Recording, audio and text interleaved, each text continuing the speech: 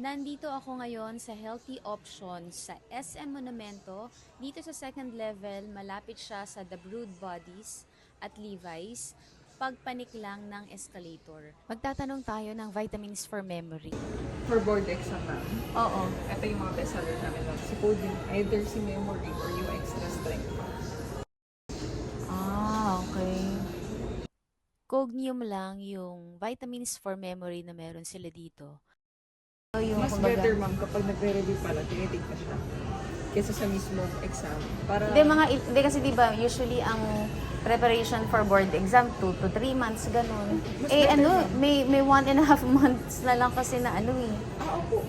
Okay Na lang ba? natitira pa. Pwede, ma'am. Oo. Basta habang nagre-review pa siya. Okay. So ano mas advisable? Usually, Or ma'am, ano ba yung Cognium Complete? yung Iba yun. Ay, yes, ma'am, iba pa yun. Si Podium Complete, ito yung meron pang mga ginkgo biloba at other vitamins. Oo. Yun yung si Complete, ma'am. Etong si Memory, tsaka sa Extra Strength, ang pinagkaiba lang nilang dalawa, times 2 sa Extra Strength. 100 mg, 200 mg. Ito yung extra strength. Yes po. Okay. Tapos 1945 yung Cognium Memory. Tapos yung Cognium Complete 2395. Ay, ba't mas mahal tong 2395 na complete lang kaysa sa memory? Yung Memory kasi, ma'am, isa lang talaga yung niya. Isa lang talaga yung nasa pinaka-inclusion niya. Unlike yung Complete na mayroong vitamins and minerals, tapos mayroong ginkgo biloba. Mas mahal ang Cognium Memory Extra Strength kasi 200 milligrams siya.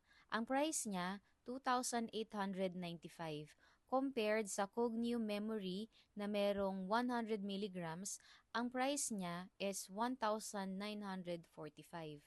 Yung intake nila parehas lang naman, twice a day, isa sa umaga at saka isa sa gabi. Parehas sila na merong 60 tablets.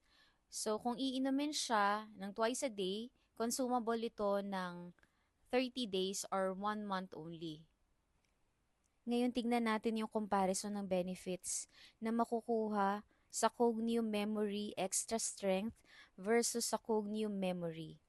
So, dito sa Cognium Memory Extra Strength, meron siyang dalawang klase.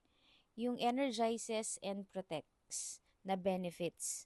So, nakalagay sa energizes, it increases blood flow and glucose uptake in the brain's centers for memory and cognition as shown in a brain imaging study.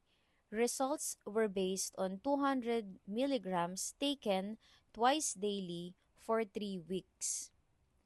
And it also protects or acts like an antioxidant for your brain, shielding neutrons from free radical damage and oxidative stress as suggested in an in vitro study. Dito naman sa Cognium Memory, ang benefit lang na meron dito is it acts like an antioxidant for your brain, shielding neurons from oxidative stress as suggested in an in vitro study. Sa lower part ng box, nakalagay parehas silang safe and stimulant-free. Dito sa Cognium Memory, nakalagay na Cognium Memory helps keep your memory strong. Dito naman sa Cognium Memory Extra Strength, nakalagay Extra Strength Cognium Memory keeps your mind sharp and your memory strong. Sa Cognium Memory Extra Strength, merong isang naka-indicate na keeps your mind sharp, na yun yung hindi present dito sa Cognium Memory. Sa kabilang side ng box ng Cognium Memory Extra Strength, mayroong clinical results na nagpapakita ng improved memory and performance. According dito, memory quotient scores increased significantly over placebo when 100 milligrams or 200 milligrams of the active ingredient was taken twice per day for 3 weeks by healthy adults. Kahit hindi nabasahin yung text sa baba, Sa illustration, makikita na rin yung difference ng cognium memory sa extra strength cognium. Makikita na mas mataas ang memory quotient score ng extra strength cognium dahil 200 mg siya. Pero syempre, I think depende rin naman yun sa style ng pagre-review ng isang tao or ng isang estudyante. Ayan, bumili na din ako ng chamomile tea. At disclaimer lang, hindi ako nagpo-promote at hindi sponsored ang mga products dito sa channel ko. Thank you for watching!